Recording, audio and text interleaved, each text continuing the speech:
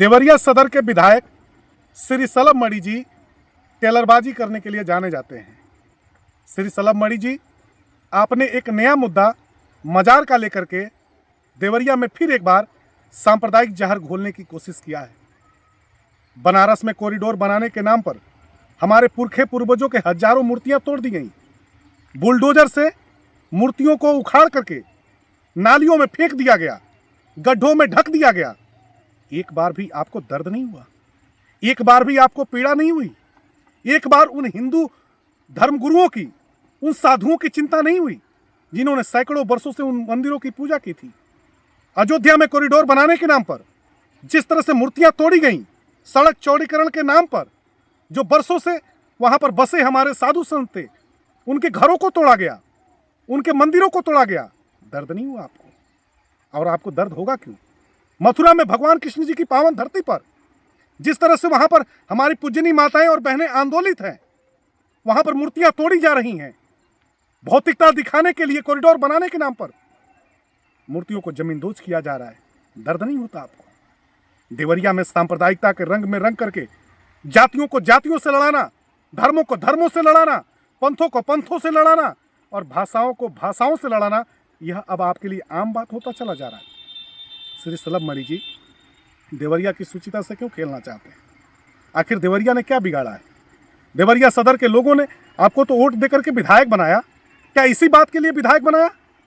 आपने एक बार पशु तस्करी पर, आपने एक बार शराब तस्करी पर, आपने देवरिया में हो रही हत्याओं पर, देवरिया में हो रही बलात्कार की घटनाओं पर, बेरोजगार होकर के सड़कों पर घूम रहे नौजवानों के बारे में एक बार भी बोला आपने? कप्तान महोदय अभी रामपुर कारखाना विधानसभा क्षेत्र के एक गांव में आए थे। कप्तान महोदय ने कहा कि पुष्पा स्टाइल ठीक नहीं है, लेकिन कप्तान महोदय, आप नौजवान हैं, आपका उज्जवल भविष्य है। देवरिया के टेलरबाज विधायक श्री सलभ मणि से आपने पूछा कि आपके एक इंस्पेक्टर को फोन करते समय किस तरह से बात करते हुए वीडियो वायरल करते हैं? आखिर यह मैसेज क्या देता है? ये क्या संदेश जाता है? अधिकारी अब बात करने से परहेज करने लगे हैं। सलभ मणि का काम वीडियो रिकॉर्डिंग करना, कॉल रिकॉर्डिंग करना। न्यायालय तो हमारा कहता है कि वीडियो रिकॉर्डिंग करना और कॉल रिकॉर्डिंग करना जघन्य अपराध है। तो आखिर आपने आज तक पूछा क्यों नहीं? वीडियो रिकॉर्ड कराना, कॉल रिकॉर्ड करा करके वायरल करना और अधिकारियों पर धौंस जमाना, ये कहां तक न्याय संगत है? देवरिया से मत खेलिए। देवरिया पावन धरती है, शांति की बात करती है, सुरक्षा की बात करती है, सबको साथ में लेकर के चलने की बात करती है। देवरिया के 40 लाख से ऊपर आबादी देवरिया की उन्नति और प्रगति की बात करता है। यहाँ के नौजवानों ने हमेशा से एक साथ रह करके समाज को एक नई दिशा देने का काम किया।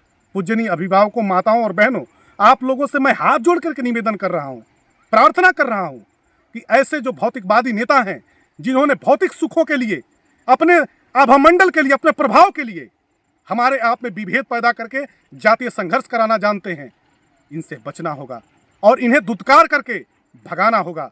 2027 में चुनाव होने जा रहा है।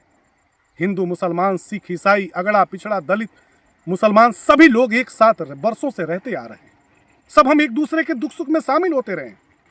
आखिर कब तक देवरिया को सांप्रदायिकता की आग में झोंकने की कोशिश श्री सलभ मणि जी आप करते रहेंगे?